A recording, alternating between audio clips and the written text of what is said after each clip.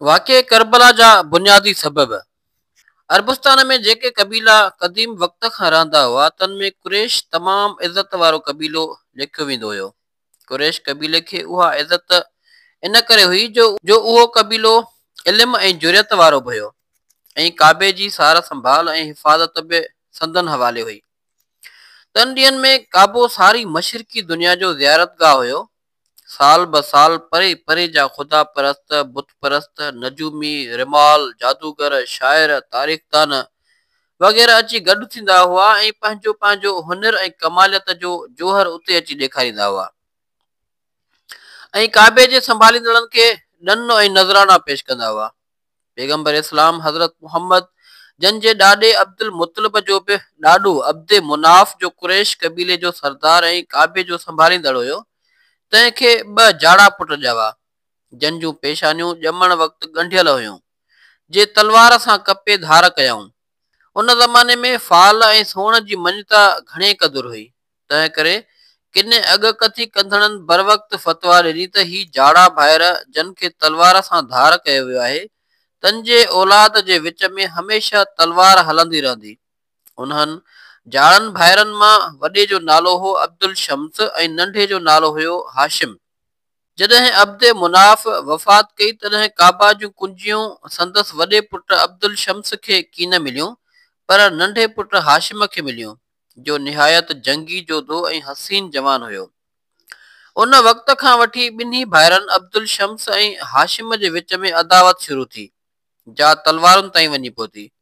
ॿिन्ही भाइरनि खे औलाद बि तमामु घणो थियो।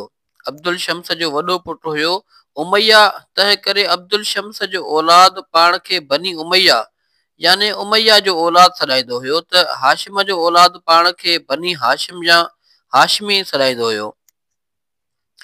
अबू सुफियान, मुआविया, यज़ीद वग़ैरह बनी उमैया हुआ ऐं जॾहिं त हज़रत मोहम्मद मुस्तफ़ा, हज़रत अलीउल मुर्तज़ा ऐं हज़रत इमाम हुसैन अलैहिस्सलाम जन बनी हाशिम हुआ। जाहिलियत जे वक़्त में अरब मोरूसी अदावत ते क़ाइमु रहण खे वॾो फ़ख्र सम्झंदा हुआ। उन करे बनी उमैया आख़िर ताईं बनी हाशिम सां दुश्मनी रखंदा आया। बनी हाशिम इल्म वारा, ख़ुदा परस्त, सादा सूदा, साफ़ दिल ऐं नेक नियत रहंदा आया। मगर बनी उमैया दौलतमंद, सियासतदान, रमज़बाज़ ऐं चालाक रहंदा आया। तंहिं करे बनी हाशिम खे हमेशह खां तकलीफ़ूं पहुचंदियूं आहियूं।